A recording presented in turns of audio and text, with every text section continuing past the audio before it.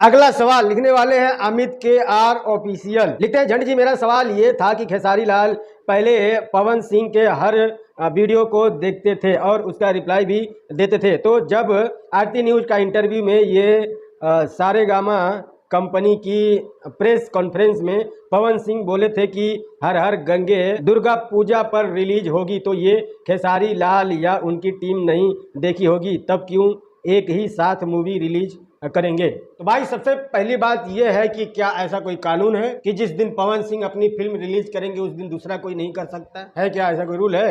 दूसरी बात, हर हर गंगे जो फिल्म है वो फिल्म सिनेमा आर्ट्स की है, पवन सिंह की नहीं है, ठीक है? तो उस फिल्म के एक्टर या एक्ट्रेस कहीं पर भी मीडिया में जा करके क्या बोलते हैं क्या कहते हैं उससे कोई फर्क नहीं पड़ता, उसको ऑफिशियल डेट नहीं माना जाता है। ऑफिशियल डेट जब इस फिल्म को बनाने वाली कंपनी कोई डेट रिवील करेगी, रिलीज करेगी कि हाँ इस डेट को हम अपनी फिल्म रिलीज करेंगे, उसको माना जाता है ऑफिशियल डेट। क्या सिनेमा आर्ट्स ने कोई डेट रिवील किया है? नहीं किया है ना, तो फिर खेसारी लाल अपनी फिल्म कभी भी रिलीज करे, क्या फर्क पड़ता है भाई? अभी कुछ दिन पहले इंटरव्यू में आपके फिल्म के जो डायरेक्टर हैं चंदन उपाध्याय, वो कह रहे थे कि फिल्म अभी तक तैयार ही नहीं हुई है, पवन सिंह की कुछ डबिंग बाकी है, अभी 2 दिन का डबिंग उनका बाकी है, 2-3 घंटा की डबिंग हमारा बाकी हुआ, फिल्म तैयार ही नहीं और पहले से गुड़ू गुड़ू।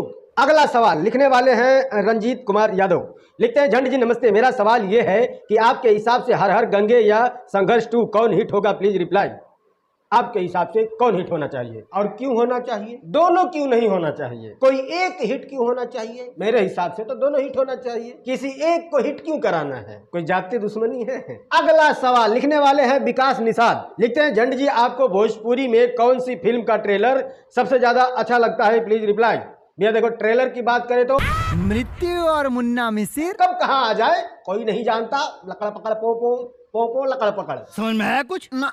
मुझको भी समझ में नहीं आया। खैर अगला जो सवाल है लिखने वाले हैं दिलखुश खाना। लिखते हैं, जवाब देते नहीं हो फिर भी पूछ लेते हैं, महेश बाबा को फिर से वीडियो बनाना जरूरी है या फिर सब उसको फंसाएगा? तो भाई देखो, ऐसे सवालों का जवाब मैं देता नहीं हूं, बट फिर भी दे देता हूं। वीडियो बनाना जरूरी तो नहीं है, बट फिर भी अपना काम छोड़कर भागना नहीं चाहिए। संघर्ष का ही नाम जीवन है, जिंदगी है, तो संघर्ष करो, आगे बढ़ो। काम छोड़कर भागने वाले को कामचोर कहा जाता है। रही बात फंसाने की, तो फंसने वाला काम करोगे तो लोग फंसाएगा ही ना। और भी तो यूट्यूबर है, उनको काहे कोई नहीं फंसा रहा है, तो वही कहाँ अकेले फंस जा रहे हो? कुछ तो गड़बड़ कर रहे हो तभी फंस रहे हो ना। तो फंसने वाला काम मत करो, आओ ईमानदारी से अपना मेहनत करो, 4 रुपया कमाओ, खुशी से अपने घर पे रहो, काहे किसी के पछड़े में टांग घुसड़ना है? खैर अगला जो सवाल है लिखने वाले हैं DSYI9। लिखते हैं, लखनऊ अवार्ड शो में बड़े स्टार लोगों के साथ ऐसा क्यों हुआ? सीनियर को पहले देना चाहिए लेकिन चिंटू को दिया गया पहले, ऐसा क्यों? मतलब आपकी नज़र में सीनियर कौन है और किसको पहले देना चाहिए था? अवार्ड शो क्यों करवाए जाते हैं? आपको अवार्ड देने के लिए? गलत।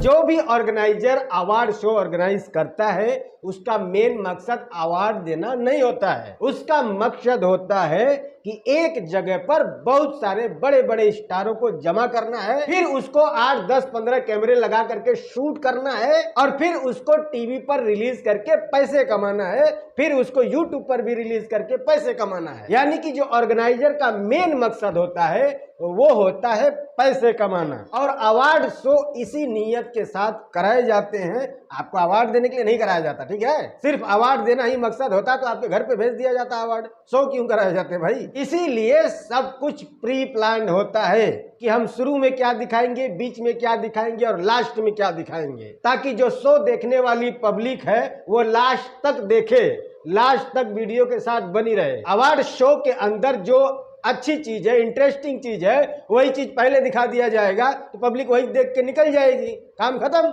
इसीलिए शुरू से शुरू किया जाता है ताकि शुरू से इंटरेस्ट बना रहे पब्लिक का और वो वीडियो को लास्ट तक देखे। समझ में आया? नहीं आया तो पीछे करके फिर से एक बार देखो, समझ में आएगा। खैर अगला जो सवाल है वो एक ही सवाल 2 लोगों का है, 2 नहीं और भी बहुत सारे लोगों का सवाल था। ये दोनों सवाल एक ही जगह पे थे तो मैंने इसका स्क्रीनशॉट ले लिया। सुनील यादव और टेक्निकल कृष्णा, इन दोनों लोगों का एक ही सवाल है कि भैया आपसे मिलना है, कहाँ मिलोगे? तो भाई देखो, जैसा मैं वीडियो में दिखता हूँ वैसा मैं हूँ नहीं, यानी कि मेरा जो पर्सनल लाइफ है वो बहुत अलग है। मैं फाइनेंशियली बहुत वीक हूँ, इसीलिए मैं ज्यादा किसी से मिलता जुलता नहीं हूँ। जाहिर सी बात है, ज्यादा लोगों से मिलेंगे जुलेंगे तो खर्च बढ़ेगा और उस खर्च को संभालने के लिए मेरी इतनी अर्निंग नहीं है, इसीलिए मैं ज्यादा लोगों से मिलता जुलता नहीं हूँ। ठीक है, अगला सवाल लिखने वाले हैं विशाल, लिखते हैं झंड जी सेटअप टूर कब करा रहे हैं? आपको क्या लगता है कि भोजपुरी मूवी में सॉन्ग कब कम होंगे? भाई इसके लिए तो पता नहीं कब तक इंतजार करना पड़ेगा सॉन्ग कम करने के लिए। अब भोजपुरी फिल्म में सॉन्ग के अलावा दूसरा होता ही क्या है? जो होता है वही कम कर देंगे तो फिर फिल्म कहाँ बचेगी। दूसरी बात सेटअप टूर कराने की, तो भाई सेटअप में मेरे पास क्या है? एक मोबाइल है जो सामने लगा हुआ है, एक ये टैबलेट है जिससे मैं वीडियो एडिटिंग करता हूँ, एक मेरा पर्सनल मोबाइल है, उसके अलावा एक इधर लाइट लगा हुआ है और एक ट्राइपॉड है जिस पर ये मोबाइल लगा हुआ है, 2 टेबल है जो एक मेरे सामने है, एक मेरे बगल में है, और एक ये है सेल्फी स्टिक जिससे मैं ब्लॉगिंग करता हूँ, और ये 2 यूट्यूब से मिला हुआ सिल्वर प्ले बटन है। That's it. पीछे एक पर्दा है और एक गुलदस्ता है वो सस्ते वाला।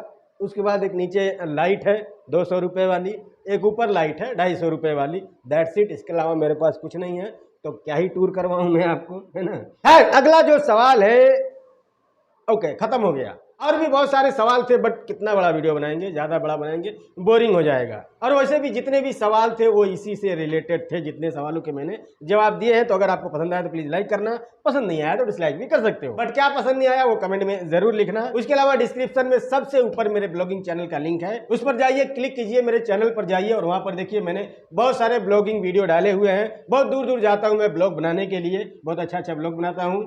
तो जाइए, मेरे चैनल पर डिस्क्रिप्शन में लिंक है, क्लिक कीजिए और देखिए। प्लीज़ सपोर्ट कीजिए, चैनल को भी सब्सक्राइब कीजिएगा, लाइक कीजिएगा। हम मिलते हैं अगली वीडियो में, तब तक के लिए बाय। सरदार वल्लभ भाई पटेल, जिनको आयरन मैन के भी नाम से जाना जाता है,